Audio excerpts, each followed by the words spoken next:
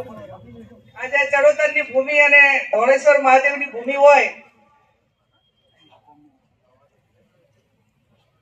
ખાસ કરીને સમગ્ર જિલ્લાના ક્ષત્રિય ઠાકોર સેના અને સમગ્ર ઠાકોર સમાજ વતી નવા વર્ષના સ્નેહ મિલનમાં આપ સૌની વચ્ચે આપ સૌને શુભેચ્છાઓ પાઠવવા માટે અને આવનાર સમયમાં સમાજના શિક્ષણ માટે, સમૂહ લગ્ન માટે, સમાજના કુરિવાજો, સામાજિક કે ધાર્મિક પ્રસંગોમાં ખર્ચા ઓછા થાય એના માટે પ્રેરણા પૂરી પાડવા આપણી સૌને વચ્ચે ઉપસ્થિત છે, જેમનો જન્મદિવસ પણ આજે છે. અને હમણાં સાહેબે પૂછ્યું કે કેટલા વર્ષ થયા, તો ભાઈ શ્રી અલ્પેશભાઈ ને આજે એમ કીધું કે મોટા ભાઈ, એટલે શરૂઆત બેન થી થાય.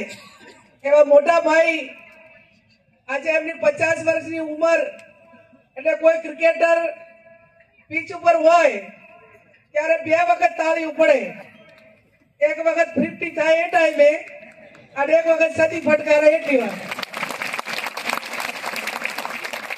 એટલે આપણે બધે તાળીઓ પાડીને એમના જન્મદિવસની શુભેચ્છાઓ પાડવી. અને ખેલાડી 50 રન કર્યા પછી 90-95 થાય ત્યાં સુધી નિર્ભય રીતે રમે.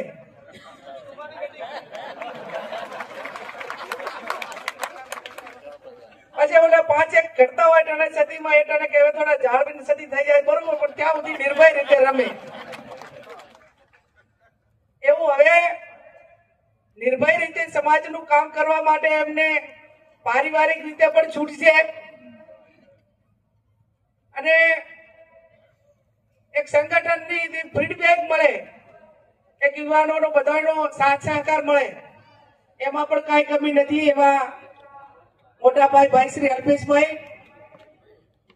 હમણાં આપણાને સૌને સંબોધિત કર્યા અને જે કામ કરે એ નક્કરતાથી કરે, સંકલ્પ એવો નક્કી કરે કે આ કરવું છે, તો જ્યાં સુધી પરિણામ ના આવે ત્યાં સુધી, જેમ આપણે સ્વામી વિવેકાનંદજીએ કીધું કે ઉઠો જાગો ને લક્ષ્ય પ્રાપ્તિ સુધી મંડ્યા રહો, એમાં સમાજની ક્રાંતિમાં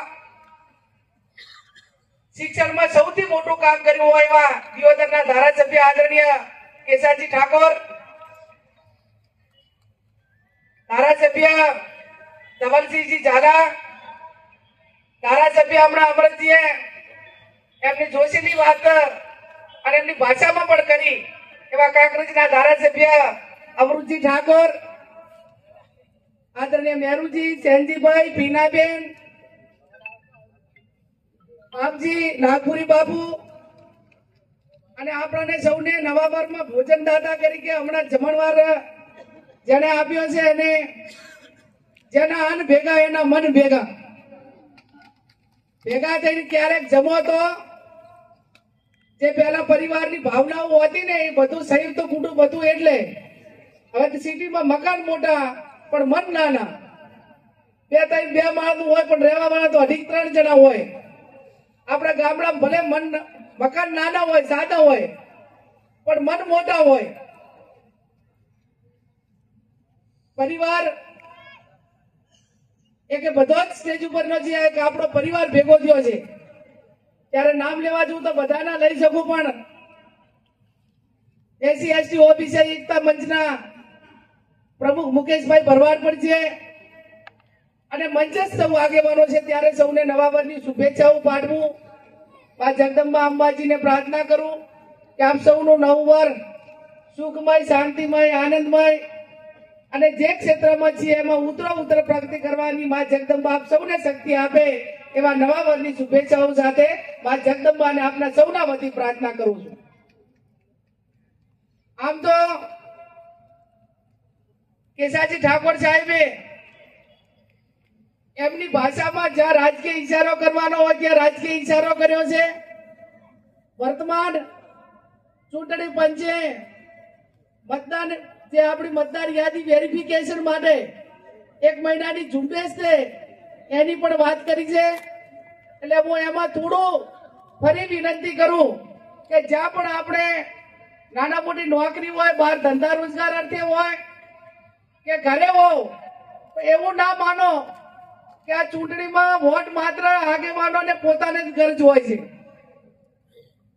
મતદારને પોતાને પણ મતદાર યાદીમાં નામ હોય તો એનું કઈક વેલ્યુએશન હોય છે. ઘણી વખત ચૂંટણીમાં એજન્ટો આપણા અમારા બધા આગેવાનો આજે એમ કહેતા હોય કે બેન દરેક બુથ ઉપર 10, 15, 20 જણા તો એવા હોય કે બુથ થવાને 10 મિનિટ આડી હોય ને ત્યાં સુધી એના હાથે ટપકો ના થાય ત્યાં સુધી અમને ટેન્શન રહે. ત્યાં સુધી 20-25 મતદારો એવા હોય જેમ કે એને ખબર હોય કે આપણે તો આપણું ટપકો થઈ ગયું, પછી આપણું કઈ આ બીજી ચૂંટણી આવે ત્યાં સુધી કોઈ ભાવ પૂછવાનું નથી. અલ્પેશભાઈ એટલે 4:30-5 વાગ્યા સુધી વોટિંગ ના કરે રામભાઈ, મુકેશભાઈ ખબર છે ને? એટલે કલાકે અમને 50-50 રૂપિયા ટાઈમ કાઢવો પડે. એ વેલ્યુએશન એ કિંમત શાની છે? તમારી વોટની છે. જો તમારા મતદાર યાદીમાં નામ ના હોય તો તમે વોટિંગના દાડે ગમે અહીંયા આખો દાડો ફરફર કરો તો કોઈ પક્ષવાળા ના પૂછે, કોઈ એજન્ટો ના પૂછે, કોઈ ભાવ પૂછે નહીં. એટલે મતદારની તાકાત એ પોતાના આગેવાનને ચૂંટવા કરતા એ પોતાનો બંધારણમાં મળેલો એક સ્વતંત્ર અધિકાર છે અને એ અધિકાર પોતાનો દરેકનો હચવાઈ રહે ને એ નાગરિક તરીકે પોતાની પણ ફરજ છે. એ ઘણા 40-50 વર્ષના મતદાર યાદીમાં નામ નથી ને એવા ઘણા અનુભવ મેં જોયા છે. મેં એના નામ દાખલ પણ કરાયેલા છે. આ વખતે થોડી ગાઈડલાઈન સરકારની એ રીતની છે કે ભાઈ A, B, C, D, E અને F સુધી એનું ગ્રેડેશન કરેલું છે, એનો ક્રાઇટેરિયા નક્કી કર્યો છે કે ભાઈ બહાર રહે છે તો એને કેમાં મૂકવા, રેગ્યુલર છે તો એને કયા ગ્રેડેશનમાં ગણવા. એમાં મતદાર યાદીમાંથી નામ નીકળી ગયું તો પછી તમારે માતા પિતાના પુરાવા આલવા ઘણી બધી એની પાછળ જફા છે. એટલે થોડીક સામાજિક જાગૃતિ પણ રાખજો કે જે તે ગામની અંદર બારે રહેતા હોય ને એના નામ નીકળી ના જાય અને કોઈ આપણા 18 વર્ષની ઉંમર હોય ને એનું નામ મતદાર યાદીમાં ના હોય તો પણ દાખલ કરી દેજો. અને એટલા માટે આ બધી સાવચેતી રાખવી પડે કે લોકશાહીની અંદર સાહેબ